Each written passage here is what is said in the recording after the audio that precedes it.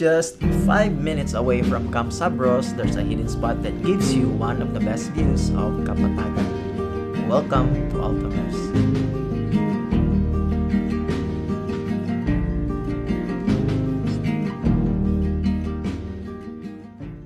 None of us had been here before, so pag-abot pa lang namo, excited kayo mi. Altamers na pud mi guys. So bana mi kaon dito. So diri na pud mi. Magki-TV bar daw mi diri. Altamers is located on the left side if you're coming from Camp Sabros. And thankfully, dako ilang parking area, so no problem if you're bringing a car. Pag-abot namo, diretso dayon mi sa entrance area. So mao ni ilang entrance fee.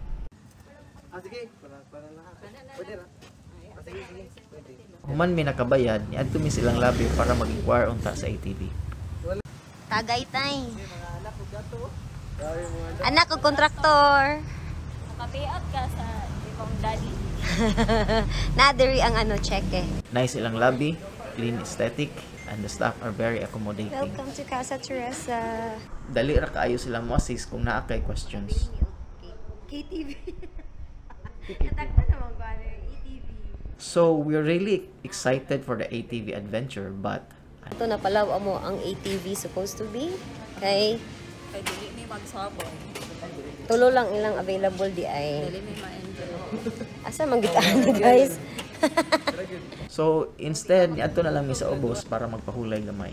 From there, makita nimo ang ilang small swimming pool, the cozy coffee shop, a wide garden, a nice mountain view, and several cabins for overnight stays.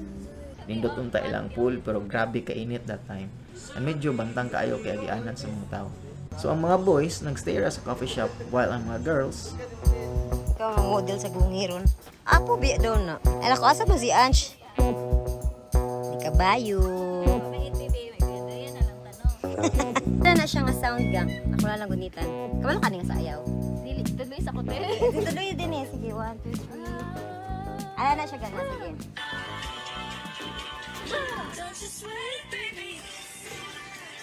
Nakalimut ako, Miss. Asa? Ano?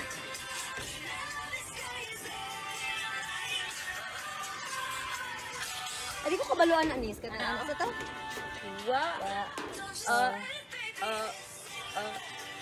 Bye. Sige.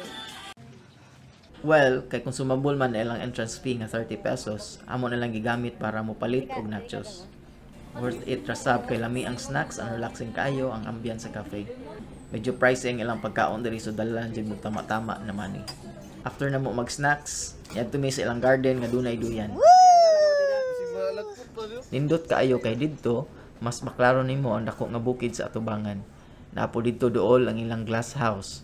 Andagan silag mga tables nga pwede ka makapahulay. Lingaw gamay and perfect for quick photos, pero wala mi magdugay kay init kaayo. So we decided to move on our third and last destination, the Jardín de Señorita. Kung wala pa kakaanhi diri, watch the next episode. Cheers! Muling payapang mundo, ikaw ang hinahanap ng iyong puso.